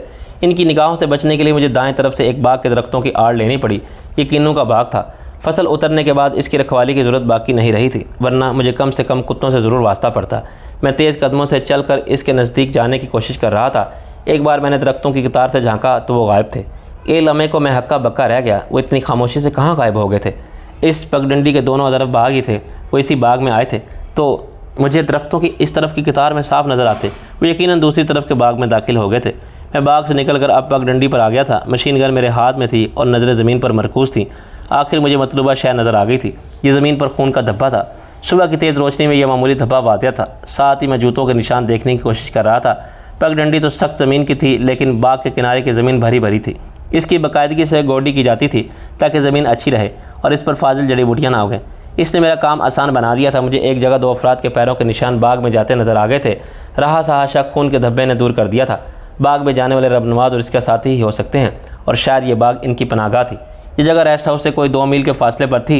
मुझे हैरत थी कि इतने नज़दीक होने के बावजूद रब नवाज़ ने प्रोफेसर को अलग रेस्ट हाउस में क्यों रखा था, जबकि वह इसके लिए अहम तरीन फ़र्द था। मैं एहतियात से बाग में दाखिल हुआ और दरख्तों की आड़ लेकर पैरों के निशानात का ताक़ुब करने लगा। अब तक मुझे इस जगह का ना तो कोई आवाज़ आई थी और ना ही कोई फ़र्द नज़र आया था। इसके बावजूद मेरी छठी इस कह रही थी कि इस जगह को बगैर निगरानी के नहीं छोड़ा गया होगा। सरहद के पास होने की वजह से ऐन मुमकिन था कि ये जगह मुख्तलिफ एजेंटों की पनाहगाह होगी और मैं ज़ख्मी हालत में यहाँ मौजूद था। मुझे नहीं मालूम था कि मुझे आगे किन हालात का सामना करना पड़ेगा और अकल का तकाजा था कि अभी यहाँ से चला जाऊँ और अकबर और चंदा के साथ फिर वापस आऊँ। क्यों मैं मौसर तौर पर इन लोगों से निपट सकता हूँ, मगर रब नवाज के लिए दीवानगी ने मेरे सोचने समझने की सलाहियत पर असर डाला था और मैं बेदरीग इस बाग में घुस गया था। मैं दरख्तों की आड़ लेता आगे बढ़ रहा था और ज़्यादातर आगे दरख्तों का इंतखाब कर रहा था जिनके नीचे अभी तक अंधेरा, लेकिन अब तक मुझे ना तो रब नवाज या इसके साथी की झलक नज़र आई थी और ना ही कोई और काबिल तवज्जो शय नज़र आई थी। हर तरफ दरख्त थे और सन्नाटा था। बाग के एक हिस्से में किन्नों के दरख्त की कतार ख़त्म हो रही थी और इसके पार कुछ झाड़ियाँ पौधे लगे थे। इनके दरमियान जाने का कोई रास्ता नज़र ही नहीं आ रहा था। मैं एक लम्हे को हैरान रह गया। किसी बाग में इसके पौधों की तवक्का नहीं की जा सकती थी। मेरी समझ में ज़रा देर से आया कि यह कैमोफ्लेज था, इसके अंदर जाने का यकीनन कोई रास्ता था। मैं इसके साथ साथ चलने लगा। ज़रा सा आगे जाके मुझे वो मुख्तसर सा रास्ता मिल गया जो बिल्कुल पास ही जाकर नज़र आता था। रब नवाज और इसका साथी इसी तरफ से अंदर गए थे। इनको पैरों के निशान यहाँ भी नज़र आए थे। मेरे अंदर एक गर्म सी लहर उठी थी। मेरा दुश्मन मेरे पास ही था जिसने हमेशा मुझे शदीद नुकसानात पहुँचाए थे, जिसकी कोशिश की थी कि मुझे सफ़ा हस्ती से नाबूद कर दे, मगर ज़िंदगी और मौत अल्लाह के हाथ में है। मैंने रास्ते पर कदम रखा। दोनों तरफ झाड़ियाँ और तंग थी कि गुजरते हुए इसके जिस्म टकरा रहा था, लेकिन मैंने आगे जाकर रास्ता ज़रा सा कुशादा हो गया। एक जगह इसके एकदम दम मोड़ लिया था। सामने झाड़ी पर एक तख्ती लगी थी जिस पर से रास्ता वाज़ह किया गया था। मैं इस तरफ घूम गया और अचानक खिसड़ के साथ किसी शय ने मेरा दायां पाँव जकड़ लिया। मैंने नीचे देखा और मेरे जिस्म में खौफ की लहर सी दौड़ गई। मेरे पाँव एक शिकंजे में जकड़ा था, नीम दायरे जैसा। इसके दंदनाते मगरमच्छ के दांतों से मुशाबा थे और इसने मेरे टखने को पकड़ लिया था। खौफ के बाद दर्द की लहर ने मुझे तड़पा दिया था। खुशकिस्मती से मेरे जूते मोटे लेदर के और टखनों से ज़रा ऊपर थे। शिकंजे ने जूते पर से पाँव पकड़ लिया था, वरना इसकी गिरफ्त में आकर मेरा टखना टूट गया होता। मगर अब भी सूरत हाल कम संगीन नहीं थी। शिकंजे के दांतों ने लेदर चीर दिया था, गोश्त में पेवस्त हो रहे थे। मैंने मुश्किल अपनी ऊपर की थी। कितनी सादा सी तरकीब थी। किसी को बगैर इजाज़त अंदर घुसने से रोकने के लिए तेर वाला बोर्ड एक धोखा था। असल रास्ता इसके मुखालिफ सिमत में था जो इतना तंग था कि इसकी तरफ ध्यान ही नहीं जाता था। मैं एक बड़ी मुश्किल में फंस गया था। अगर कोई इस तरफ आ निकलता तो मुझे किसी चूहे की तरह गिरफ्तार हो जाता। मैंने पैर को झटका देने की बजाय बैठकर इस शिकंजे का मुआयना किया। ये लॉक हो जाने वाला शिकंजा था जिसे चाबी से यहाँ तोड़कर ये खोला जा सकता था। मेरे पास चाबी थी और ना ही मैं इसे तोड़ सकता था। शिकंजे का निचला हिस्सा ज़मीन में दफन था। मैंने इसे एहतियात से इर्द गिर्द से मिट्टी हटाई और ये देखकर मेरे माथे से पसीना फूट आया था कि शिकंजे के निचले हिस्से में एक बारूदी स्ट्रिंग भी फिट थी। अगर मैं शिकंजे को झटका देता तो ये फट जाती और मैं रब नवाज को जहन्नम रसीद करने की हसरत लिए मरहूम हो जाता। सूरत हाल यकलक संगीन से संगीन तर हो गई थी। मैंने इर्द गिर्द से मज़ीद मिट्टी हटाई तो शिकंजा ज़मीन से निकल आया और ये ज़्यादा बड़ा नहीं था और ना ही 2-2.5 किलो से ज़्यादा वज़नी था, लेकिन बारिदी सिंह की वजह से बेहद ख़तरनाक हो गया था। मैंने मशीन गन की नाल फंसाकर शिकंजे को ढीला करने की कोशिश की, लेकिन नाकाम रहा। ये बेहद सख्त फौलाद का बना हुआ था जिसे ज़रा सा हिलाना भी नामुमकिन था। इसके ताले की साख भी बता रही थी कि इसे खोलना आसान काम नहीं है। मैं रब नवाज को शिकार करने आया था और ख़ुद फंस गया था, इस रीछ की तरह जो शिकारी का ताक़ुब करते करते फंदे में जा फंसे। मैंने एहतियात से पाँव ऊपर किया, हाथ से शिकंजे को सहारा दिया, वरना वो हिल जाता और बारिदी सिंह के फटने का ख़तरा था। बारिदी सिंह लगाने का मकसद ये था कि फटने वाले से तोड़ कर ना खोल सके। जाहिर है बारिदी सिंह की मौजूदगी में कोई इसे हथौड़े या आरी से खोलने की ज़रूरत नहीं कर सकता था। इसे सिर्फ चाबी से खोला जा सकता था। माँ, मुझे महसूस हुआ कोई इस तरफ आ रहा है। मैंने तेज़ी से मिट्टीदार गड्ढे में गड्ढे डालकर ऊपर से मिट्टी बराबर कर दी और हर मुमकिन तौर पर झाड़ी में दबक गया। खुशकिस्मती से यहाँ इतनी रोशनी नहीं थी। साथ ही मैंने जहरीली सुई वाला पिस्तौल निकाल लिया था। अगर आने वाले की नज़र मुझ पर पड़ जाती तो इसकी किसी कार्रवाई से पहले मैं इसे बेहोश कर सकता था। आने वाला झाड़ियों की तरफ होता हुआ इस तरफ आ रहा था कि वो अंदर की तरफ से आ रहा था। मेरी दिली ख्वाहिश थी कि वो रब नवाज होता कि मैं इसे जहन्नम रसीद करता। पर आने वाला कोई और था और फिर इसकी नज़र मुझ पर पड़ गई थी। लेकिन इससे पहले वो अपने शाने से लटकी राइफल उतारता या हलक से कोई आवाज़ निकालता, मैं इसे जहरीली सुई का निशाना बना चुका था। अगले ही लम्हे वो मुँह के बल ज़मीन पर आ गिरा था। इसके हुली और लिबास से जाहिर था कोई इसी जगह के पहरेदारों में से है। इसके शाने से एक 7mm राइफल लटकी थी और इसके मैगज़ीन इसकी कमर से बंधी बेल्ट में लटके हुए थे। मैं एहतियात से घिसट कर इसके पास गया और इसकी तलाशी ली। इसके लिबास में पर्स के अलावा चाबियों का एक गुच्छा भी था। मेरा दिल धड़क उठा और इस उम्मीद में कि शायद इसमें से कोई चाबी इस शिकंजे की लाक की हो जिसने मेरा पाँव जकड़ रखा था। मैं चाबियों को मायना किया और इनमें से एक मुनासिब नज़र आने वाली चाबी को ताले में लगाया।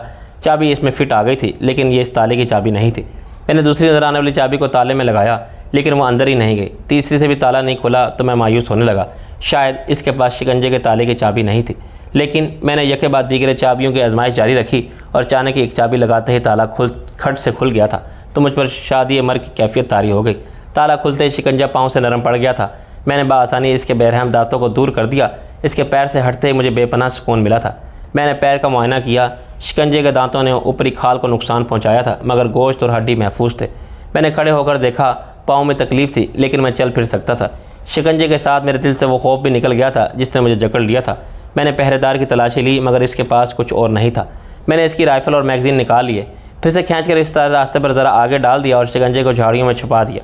अब इस जगह से गुजरने वाले किसी शख्स को शक नहीं हो सकता था। फिर इस तरह बढ़ा जहाँ से ये पहरेदार आया था। इस मुख्तसर से रास्ते से जो मुश्किल से नज़र आता था, इस बार मैं पूरी तरह मोहतात था। मुमकिन है आगे ऐसे और ट्रैप भी होते। मशीन गन या राइफ़ल की बजाय मैंने हाथ में जहरीली सुई वाला पिस्टल रखा था, जो इस मुख्तसर सी जगह में ज़्यादा कारआमद था। रास्ते को दानिस्ता तौर पर कई जगहों से घुमाया गया था।